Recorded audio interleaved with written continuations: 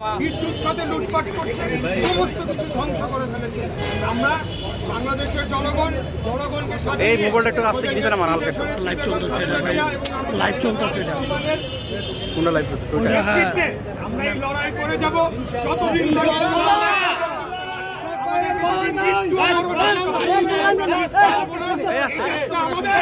কারো বাবার দেশ না, মালিক জনগণ। ৭১ সালে মহান মুক্তিযুদ্ধের মাধ্যমে এই দেশকে স্বাধীন করা হয়েছিল একটি গণতান্ত্রিক রাষ্ট্র প্রতিষ্ঠার জন্য। আজকে এই সরকার বাংলাদেশকে গণতন্ত্রকে হত্যা করে একদলীয় সরকার রাষ্ট্র ব্যবস্থা কায়েম করেছে। চলতে পারে না, চলবে না। এরা জনগণ অধিকার প্রতিষ্ঠার জন্য রাজনীতি করে যাচ্ছি।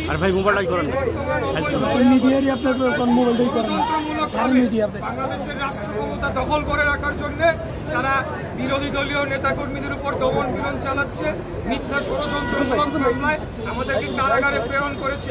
আজকে বাংলাদেশকে কারাগারে পরিণত করা হয়েছে। এই অবৈধ সরকার তারা বাংলাদেশের জনগণের উপরে, বুকের উপরে গুলি চালিয়ে আমাদেরকে হত্যা করে, আমাদেরকে মিথ্যা মামলায় জেল কারাগারে প্রেরণ করে বাংলাদেশকে দখল করে রেখেছে, বাংলাদেশকে লুটপাট করছে।